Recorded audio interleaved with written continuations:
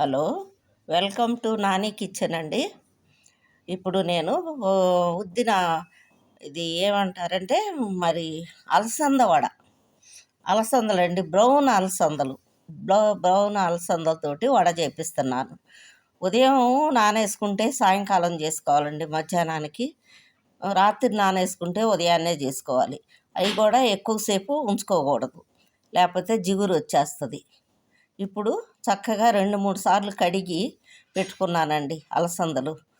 కడిగి పెట్టిన అలసందల్ని నేను ఇప్పుడు మిక్సీకి వేస్తున్నాను. కరెక్ట్గా 1/2 కిలో అలసందలండి. ఇప్పుడు మిక్సీకి వేస్తున్నాను. మిక్సీకి వేసిన తర్వాత మనం కరెక్ట్గా గట్టిగా నీళ్లు లేకుండా తడుపుకుంటా రుబ్బాలి. అప్పుడు మనకి దానికి కావాల్సిన వస్తువులండి: 2 ఉల్లిపాయలు తీసుకున్నాను, సన్నగా తరుక్కున్నాను. ఉల్లిపాయల్ని సన్నగా కట్ చేసుకున్న తర్వాత పచ్చిమిర్చి తీసుకున్నాను, దాంట్లో కొత్తిమీర తీసుకున్నాను, కరివేపాకు తీసుకున్నాను, కొంచెం ఉన్నట్టు లేనట్టు జీలకర్ర పొడి వేసానండి.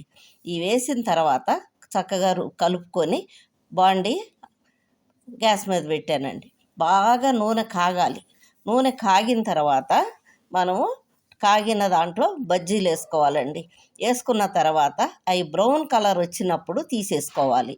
తీసిన తర్వాత దాంట్లోకి టమాటా సాసు, మనకి ఇష్టమైన పుదీనా చట్నీ కానీ టమాటా సాస్ కానీ వేసుకోవాలి.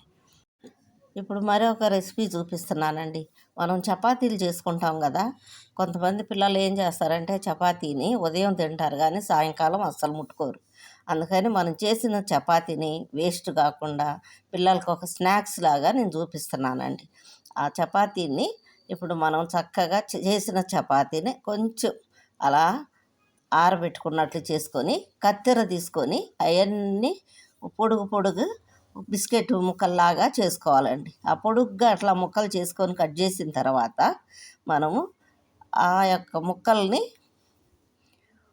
ఒక కట్ చేసి పెట్టుకున్న ముక్కలండి, అవి చక్కగా కట్ చేసుకున్న ముక్కలు. ఇప్పుడు అవి నాకు కరెక్ట్గా 4 చపాతీలు అండి. 4 చపాతీ ముక్కల్ని నేను కట్ చేసి పెట్టుకున్నాను. ఇప్పుడు ఆయిల్ పెట్టుకొని ఆయిల్ బాగా వేడెక్కిన తర్వాత ఆ ముక్కలు దాంట్లో వేసి గోధుమ రంగు వచ్చే వరకు వేపుకోవాలి. ఒక బిస్కెట్ కలర్ రావాలండి. వచ్చిన తర్వాత అవి ఒక ఆయిల్ అంతా వెళ్ళిపోయే వరకు, కింద పడిపోతుంది కదా ఆయిల్ అంతా, అప్పుడు మనం తీసుకొని టిష్యూ పేపర్లో కానీ మనం టిష్యూ పేపర్ వేసి మనం అక్కడ వేసుకున్నాం. ఇప్పుడు వాటిల్ని చక్కగా దానికి కావాల్సిన రెసిపీ మనం వేసుకోవాలండి. కొంచెం మనం ఇప్పుడు దాంట్లో కొంచెం లైట్గా ఉప్పు, ఎక్కువ కూడా వేసుకోకూడదండి, ఎందుకంటే చపాతీలో ఉంటుంది కదా ఊరక అట్లా పైన ఉప్పు, కొంచెం ధనియాల పౌడరు, అంటే మనం ఏదో ఒకటి మన దగ్గర ఏ పౌడర్ ఉన్నా కానీ మ్యాగీ మసాలా పౌడర్ ఉన్నా వేసుకోవచ్చు. కొంచెం కారం, అట్లా డ్రై మసాలా వేసుకొని వాటిని చక్కగా మనం కదుపుకోవాలి. కదిపిన వాటిల్ని పిల్లలకి తినడానికి స్నాక్స్ లాగా తినడానికి చాలా బాగుంటుందండి.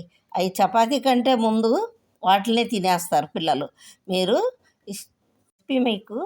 రెసిపీ మీకు నచ్చిందంటే అండి, మీరు లైక్ చేయండి, ఫ్రెండ్స్ షేర్ చేయండి, కామెంట్ బాక్స్లో పెట్టండి.